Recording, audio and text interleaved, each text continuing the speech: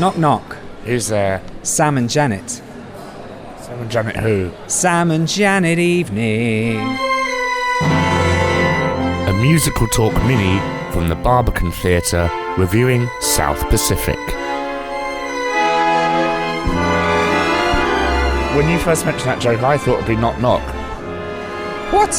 When you first mentioned Bally who? Bally High. Oh, right. Any clue as to what we're seeing, ladies and gentlemen? Those were two big clues, I think, Nicholas. The third one is South Pacific. That's giving it away. I bet it would have been the Barbican. To be Pacific. To be very Pacific. You've never seen the show before, have you, Nick? It hasn't. It did the National, didn't it? Trevor Nunn remounted it. Yep. And that's been it in my lifetime, I think.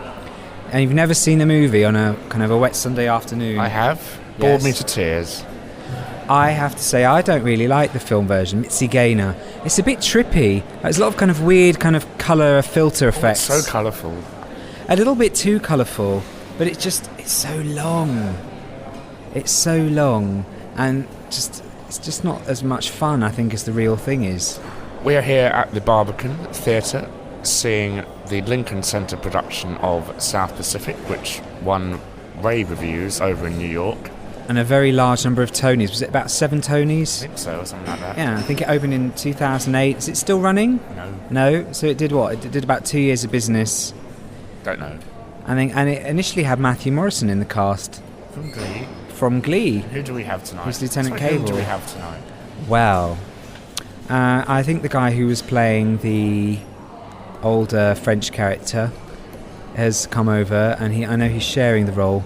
And of course we have someone from EastEnders. Samantha Womack. Yes.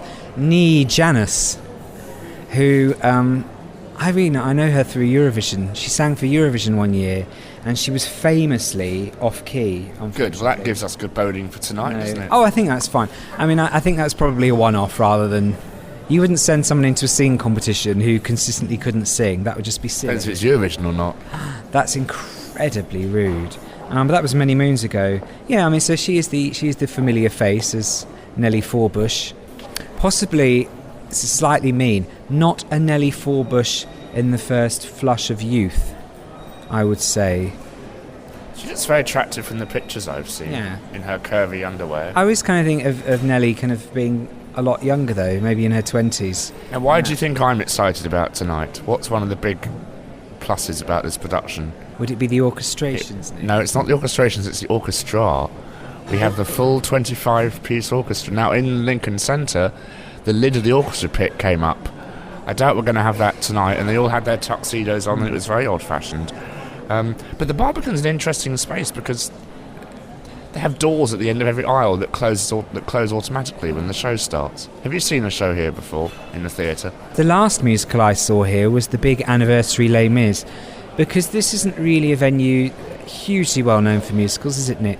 It's one of those weird, it does everything sorts of venues. Cinemas, art galleries, restaurants. There's a food hall down the road, down the concourse. It's incredibly difficult to get here as well. It's so easy to get lost out there. I had no problems. I just hopped straight on the Hammersmith and City line and I was here. Every time. It's hard to find the theatre once you're here. Once you're in there, and it's on about 28 levels. It's very orange. It's like it's owned by EasyJet. It is, and there's no mobile signal inside for parts of the building.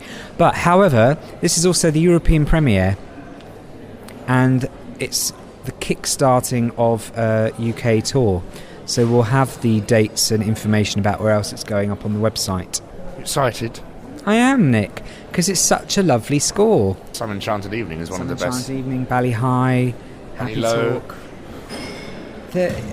And so many of those songs became standards. I'm going to wash that day out of my hair, whatever it's called. Wash the grey rat out of my hair, I believe it's called.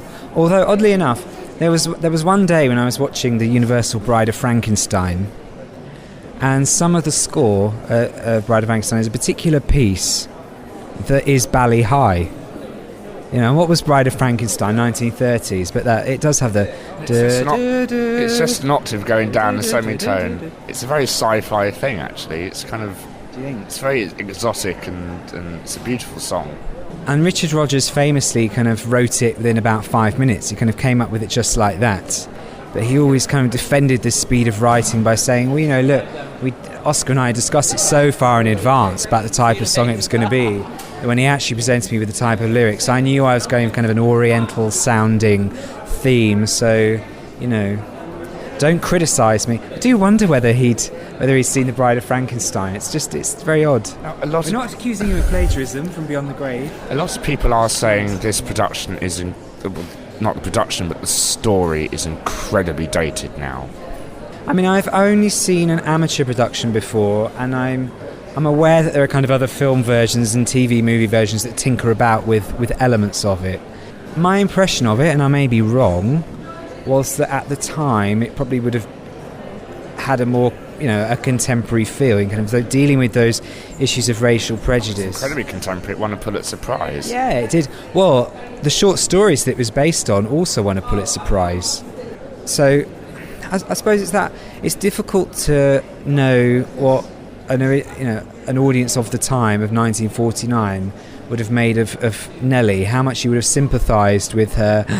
Oh my goodness, I've got this older lover and he's got 2 mixed race children. Oh my goodness. Very much like The King and I, though.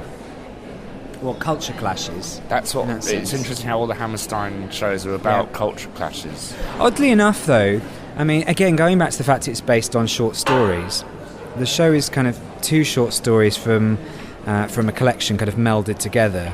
So you've got the kind of slightly Madame Butterfly story of Lieutenant Cable as one part, and then you've got Nellie and that whole story. But actually they toned down, I believe, Nellie's side of things. So her lover's children in that are actually illegitimate, rather than him being a widower. He was kind of had 8 illegitimate children. Yeah, possibly with different women. I don't know. I haven't read the book. So they did kind of tone it down slightly. South Pacific 2 will be coming out soon. Do you think? There were rumours that they would make yet another film version. They just filmed this production. Well, I think was the Lincoln Center production. It was filmed, wasn't it? Broadcast on American TV. I think. I don't know if they will here.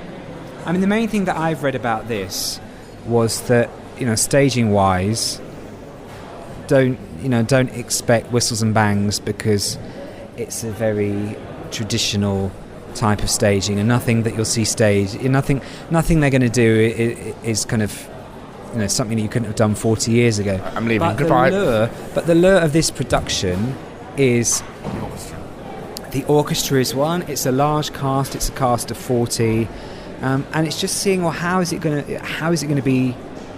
How are they doing it? What does the production feel like? What do they bring to it?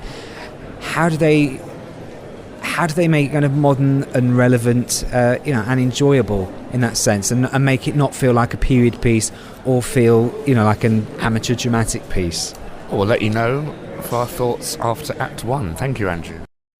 I'm as corny as a Kansas City in Oklahoma with The King and I, and the wind rushing down the plain. Hello, Andrew. Hello, Nicholas. Act 1 of Bally High is over. We've grown a year older. Are you inferring it's a very long act? Very long act. How long was it? An hour and a half. Was it? Like Les Mis, which is the last thing we saw here. Ooh. I thought it moved along quite speedily, though. It didn't feel like an hour and a half. No. With some things, you're kind of constantly clock watching. Going, the set's when's changing. The interval? I need an ice cream.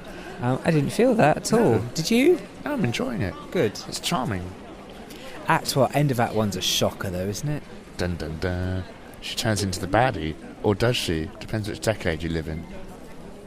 Yeah, because it's really difficult, because she has this kind of little temper tantrum. She meets Emile's. I remember the name now. Emile. Oh, dreadful! I'd completely forgotten. She meets Emile's kids and goes, "Oh, they're just the cutest things ever." Are they the servants? Yeah. Do they belong to the maid? Oh, they hardly look like you. And of course, no modern audience ever goes like, "Oh, what a dilemma for Nellie." Nobody does. Obviously, things wouldn't. It's not the same as 1949 or whatever it was. 47. 49. No, it's not the same. So it's really difficult. It's a really difficult piece in that sense.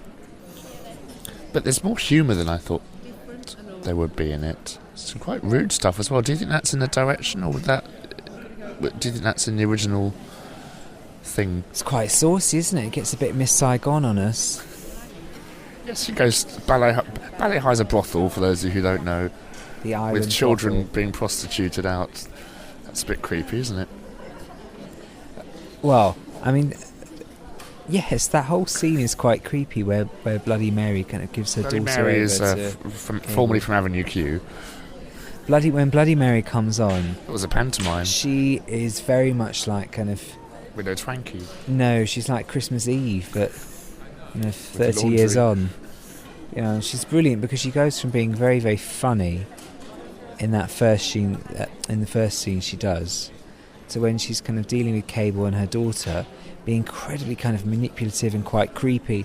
And there's a nice effect where Cable and the girl in silhouette, kind of at the front of the stage, and then Bloody Mary is right at the back, kind of just overlooking, just watching over, kind of. She is the old woman in the Rodgers and Hammerstein milieu, isn't she? She is she is the closest thing we have to the wise old woman in the Rodgers and Hammerstein milieu. And we're in the interval, and they're building the set now in front of us, which is something we never really get to see, is it? It's quite interesting. No, they've not brought the curtain down, have they? I quite like this design. It's sort of based around Venetian blinds, really, isn't it? Well, yes. Or Polynesian blinds, I guess, would be the more... Bamboo. Wooden slats. Well, it's going to be united. I mean, do you want to talk about the set, Nick? Yes. Well, we can see a frame made of Polynesian blinds and Bali High in the background, a sort of lovely... The twin volcanoes. And it disappears and it appears, which is quite nice, quite clever. Yeah, they've got some very nice lighting effects, so it can kind of suggest mists or make the island completely disappear or become very prominent, depending on what they want to be doing. Still with it. quite old-fashioned, because you were saying earlier, there's no bells and whistles in this show. There's people still have to roll the scenery on. Yeah. The slats are coming down now, and we've got a show within a show coming up in Act 2, obviously. Mm. And of course, this is one Rodgers and Hammerstein, no dream ballet. No. Quite light on dance, that would add another 20 really. minutes onto it, though, wouldn't it? Yeah. Well, they didn't need it, I think. I think they took the view that they already had a good enough, story, a clear enough story as a basis. They didn't need to have that dance piece in this show. What do you think of Samantha Womack? Yeah. She's all right. She's not bad. No. I mean, she's not bad. I don't have a bad thing to say, but I'm not going like, oh my goodness, she's so amazingly wonderful. Whereas it's not the same like with Emile, like when the guy playing Emile comes on, he's great, he's just really kind of like a phantom. He is. He's quite tall, quite broad, and very masculine, very authoritative, and it's a very clear sense of he cares desperately for this girl and he wants to look after her and somehow protect her. Whereas I don't know, maybe she's almost a bit too smart for Nellie in some senses. Like I like the idea that Nellie's probably a bit ditzy. She's not thick, but she's maybe not Brain of Britain either. Whereas this kind of Nellie just seems a little bit too clever. We had her showering on stage, which is something you don't really get to see ever. She does actually wash her hair on stage. She washes the man right out of it. She apparently broke her toe, Did she? Yes. It's very foolish of her. Well, there you go. I'm presuming she's doing it on painkillers. The island has changed now behind us, so we'll watch Act 2 and let you know what we think. Act 2 of South Pacific is over. Flew by, didn't it, Andrew? Went by very quickly, Nicholas. I enjoyed it very much. Not much happened in the second act, did it? Are you a convert now to Rodgers and Hammerstein? I've always enjoyed Rodgers and Hammerstein. They just very rarely staged here. I saw The Sound of Music and I saw South Pacific. That's the only things I've seen the film of Oklahoma, the Trevor Nunn and Bill Brown production. Your views on South Pacific? Are you a convert? You're going to watch the film now? I've never actually been to see a show. Yes, actually, they filmed Mary Martin at Drury Lane. It's a really kind of crusty-looking recording in black and white. The first bootleg ever. Yeah, no, I don't know why they recorded it. It's obviously an official document of the show, you wouldn't have kind of. Then I don't know when they taped it, 1951, something like that, 52. Her scene is very Mary Martin, isn't it? When she does a little, is it Honey Bun, 101 pounds of fun, or whatever it was. I thought she was very weak in that. She wasn't giving any oomph at all. She maybe kind of was a little bit... walking through the motions is the term. Well, it maybe wasn't as energetic as it could have been, I think. Now, whether that's because... the cast are a real mixed bag. Now, obviously, you've got some cast members who've come across from the Lincoln production.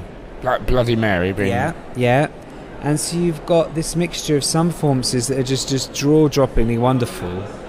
You know, because they know the piece inside and out. They've been with it such a long time.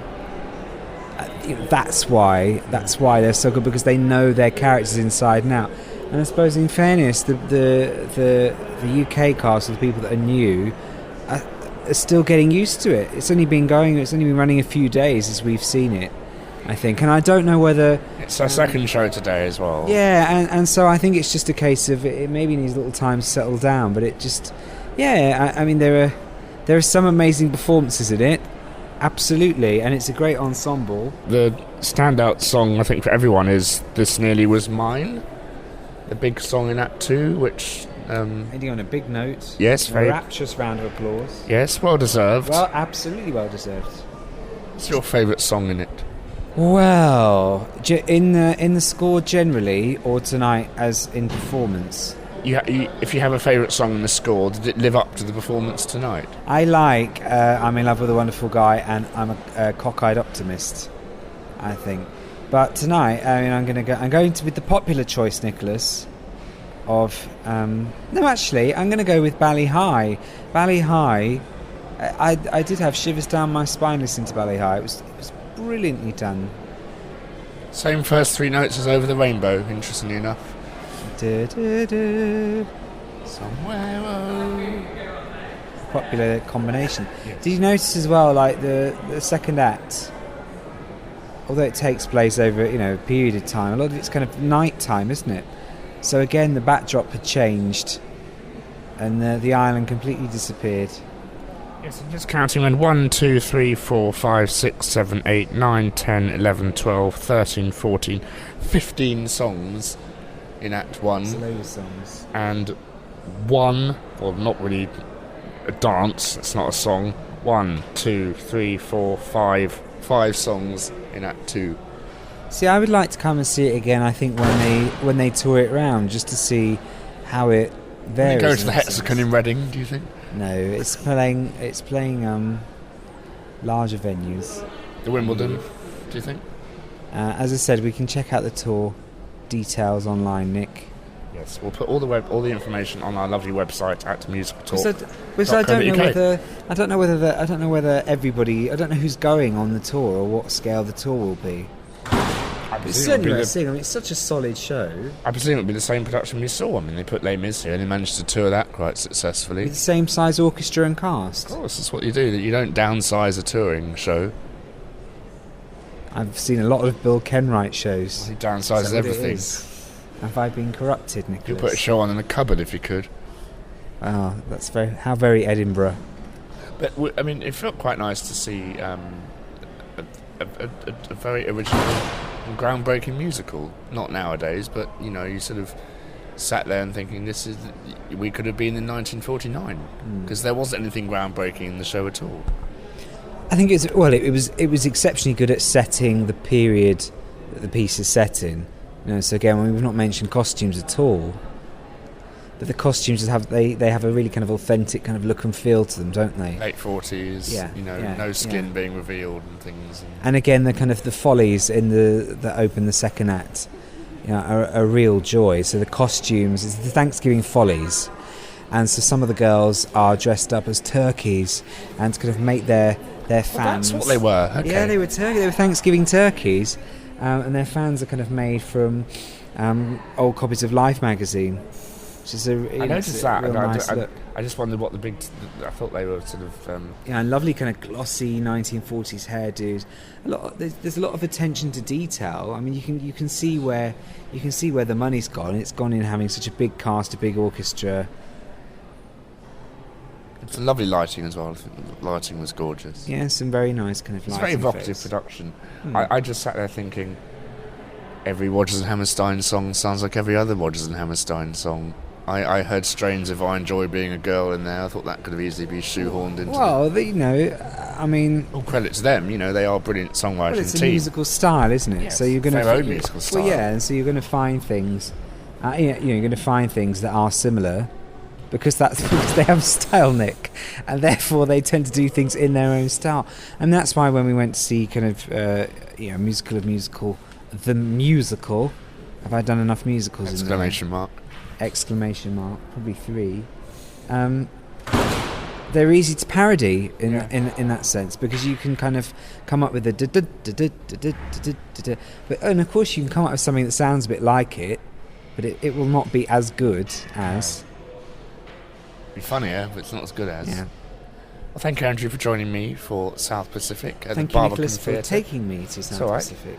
Go to musicaltalk.co.uk for more dates and information about this production.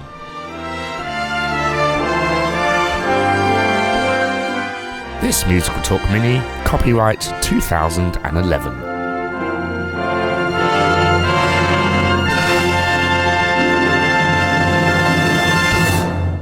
Hello, Act 2 of